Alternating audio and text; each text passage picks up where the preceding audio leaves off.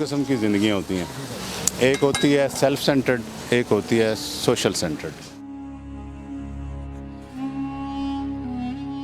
किसी और की नहर में और किसी और के दरिया में ना जाएं, अपना एक रास्ता बनाएं, फिर दरिया बने, फिर समुंदर बने। वो माश हलाल तरीके से आप कमाएंगे तो फिर अल्लाह का फजल आएगा। बंदा गरीब होना चाहिए, बंदे को बद अखलाक नहीं होना चाहिए। नेशनल पॉइंट की वीडियोस को लाइक करें, सब्सक्राइब करें और बेल आइकॉन पर जरूर क्लिक कीजिए ताकि हमारी आने वाली तमाम वीडियोस आप तक पहुंच सके। बिस्मिल्लाहिर्रहमानिर्रहीम, अस्सलाम वालेकुम। आप देख रहे हैं नेशनल पॉइंट और मैं हूं फरहान ज़फ़र। डॉक्टर जुनैद अहमद हमारे साथ मौजूद हैं। यूसीपी में असिस्टेंट प्रोफेसर के फ़राइज़ सर अंजाम दे रहे हैं, पीएचडी डिग्री होल्डर हैं और शाम के वक्त माशाल्लाह कबाब घर के नाम से एक इनका छोटा सा रेस्टोरेंट है, ये रन करते हैं। बड़े मोतबर और बड़ी कूल शख्सियत हैं। इनसे बात करते हैं, इनसे पूछते हैं जितने यंगस्टर्स हैं, ये वीडियो जो है वो ख़ास तौर पे उनके लिए है क्योंकि इनकी बातें उनके लिए बड़ी मशले राह हैं और इस्लाह के लिए आप इस्तेमाल कर सकते हैं। मज़ीद इनसे बात करते हैं, इनसे पूछते हैं। अस्सलाम वालेकुम सर। वालेकुम सलाम जी। सर बताइएगा, आजकल का नौजवान तो पीएचडी अगर कर ले तो वो तो कहता है कि मुझे 18वें 19वें ग्रेड से नीचे की तो जॉब चाहिए ही नहीं। सर आप माशाल्लाह बच्चों को पढ़ा रहे हैं, इतनी अच्छी पोस्ट पे हैं, उसके बाद इस तरह का इनिशिएटिव हमने देखा खुद हाथ से भी अक्सर बना रहे होते हैं।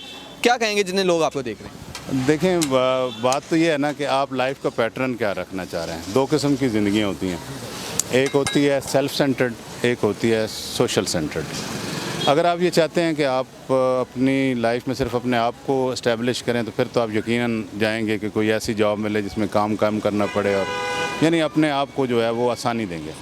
लेकिन जब हम नौजवान की बात करते हैं ना तो उससे ये एक्सपेक्टेशन जो है ना वो बड़ी अजीब लगती है कि वो सिर्फ इतना सा रोल अपना प्ले करना चाह रहा है सोसाइटी में। हालांकि रोल तो उसका ये होना चाहिए कि वो, आप देखें नौजवानी क्या होती है, आपने कभी चश्मे से निकलता हुआ पानी देखा होगा ना, वो कभी इधर सर मारता है कभी इधर, और वो रास्ते बनाता है। हर चश्मे का जो निकलती हुई धार है वो एक रास्ता बनाएगी, फिर आगे जाके जब वो दरिया में होता है तो फिर पुरसुकून हो जाता है। ये उसकी मिडिल एज आ जाती है। तो ये जो यूथ एज है ना, ये रास्ते बनाने की एज है। इसमें पैटर्न रास्तों पे जाके किसी और की नहर में और किसी और के दरिया में ना जाएं, अपना एक रास्ता बनाएं, फिर दरिया बने, फिर समुंदर बने और फिर कितनी मखलूक़ात आपसे जो है वो फ़ायदा उठाएंगी। तो मैं तो ये कहता हूँ कि आप अपने रास्ते बनाने वाले बने बनाए रास्ते बन गए हैं, अब नए रास्ते के बनाने की ज़रूरत है। ज़माने के अंदाज़ बदले गए ना जी, तो ज़माने के अंदाज़ बदले गए। सर बताइएगा कि आजकल के इस दौर में ये चीज़ तो बड़ी सुनी जाती है, जॉबलेस हैं, जॉब नहीं है, जॉब अपॉर्चुनिटीज़ नहीं है, कुछ भी नहीं है।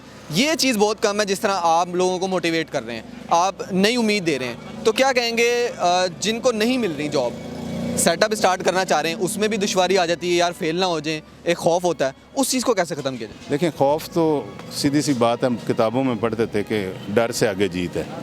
यकीन माने कि जब आप एक फ़ैसला करते हैं ना कि हमने एक काम करना है, तो अब पहला जो हर्डल है वो खौफ है। जब आपने पहली हर्डल क्रॉस कर लेनी है, उसके बाद फिर आप ये ना सोचें कि सरमाया कम है, ये है, कुछ ना कुछ तो बंदा अरेंज कर सकता है ना। मिनिमम सरमाए से तिजारत, वैसे भी सुन्नत है 70% माश का तिजारत में होता है, लेकिन वो तिजारत जो उन असूलों पे हो जिन असूलों का हमें हुक्म था और जिन असूलों को हमने अपना के दुनिया की एक पावरफुल नेशंस थे हम लोग। आज पाकिस्तान में तो अब मेरा ख्याल है बहुत बिज़नेस हो रहा है, बहुत बिज़नेस हो रहा है, लेकिन हर बंदा रो रहा है। तो जो माश है ना, वो माश हलाल तरीके से आप कमाएंगे तो फिर अल्लाह का फजल आएगा। तो आप बस ये जहन में रख के मैदान में आ जाएं। जब मैदान लगेगा तो फिर इंशाल्लाह आपकी बहादुरी भी लोग देख लेंगे और आपकी साबित कदमी भी देख लेंगे।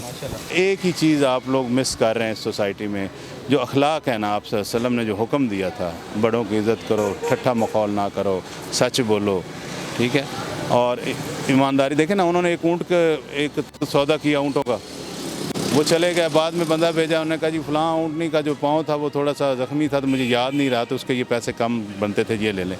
ये होती है असूल तिजारत। उसको अपना लें तो ठीक हो जाएंगे, नहीं अपनाएंगे तो इसी तरह सैरान वर्दी है, परेशान रहेंगे।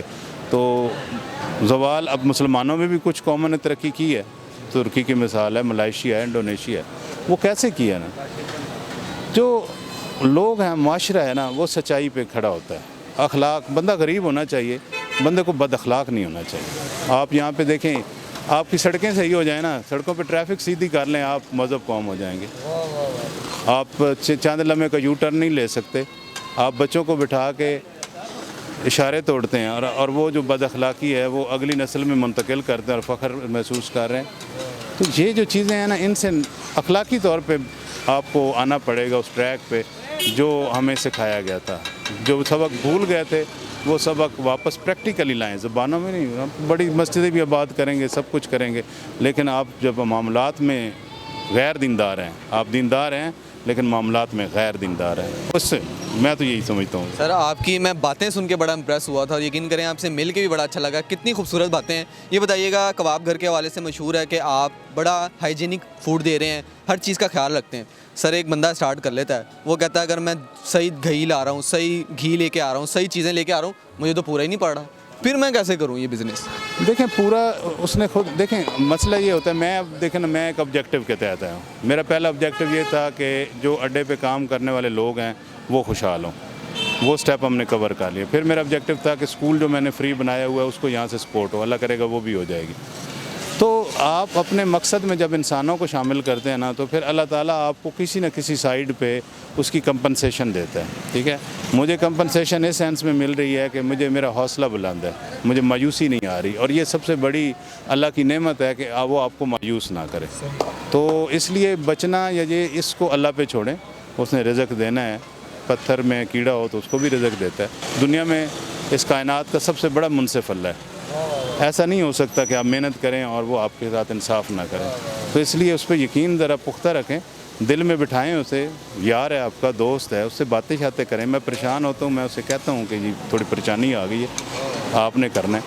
तो इस इत्तेकाद के साथ अल्लाह से हम कलामी करें, अल्लाह से बोलें, अल्लाह के साथ। मैं तो कई दफ़ा सख्त भी बोल लेता हूँ, लड़ भी पड़ता हूँ, अल्लाह से तो हम कर सकते हैं ना। हाँ, आप सल्लल्लाहु अलैहि वसल्लम की ज़ात जो है वो तो बहुत ऊंचा मकाम रखती है ना, उनका तो हम ज़रा थोड़ा सा वैसे ही वो, लेकिन अल्लाह तो हमारा पालनहार है। आप उसके साथ बेतकल्लुफ़ भी हो सकते हैं, आप बेतकल्लुफ़ हो जाएं, लेकिन ये दिल की गहराइयाँ जो है ना उनसे होगा। अगर आप ज़ुबान से अल्लाह कहते रहें और वो अल्लाह इससे नीचे नहीं जा रहा, तो फिर परेशान रहेंगे। तो ये थोड़ा सा एक ऐसे मेरा अपना एक ज़हन होता है, तो बहरहाल इस तरह है। साहब यकीन माने बड़ी खुशी हुई आपसे मिलके। जितनी कौम आपको देख रही है, यंगस्टर्स देख रहे हैं, यूथ देख रही है, मुझे बड़ी उम्मीद है आपकी बातों से कुछ ना कुछ लर्न ज़रूर करेंगे। और इसी उम्मीद के साथ हम इजाज़त चाहेंगे कि आप उम्मीद का दामन ना छोड़ें, और हौसला जो है वो अल्लाह ताला की एक तरफ से आपके लिए नेमत भी है कि आप अपना हौसला बनाए रखें, हारें ना, और हर काम में अल्लाह ताला आपके साथ होता है। उसे अपनाएं तो सही, उससे बात तो करके देखें जिस तरह ये कह रहे हैं। डॉक्टर साहब बहुत शुक्रिया आपका, आपने हमें टाइम दिया। नेशनल पॉइंट से मुझे दीजिएगा इजाज़त। अल्लाह हाफ़िज़।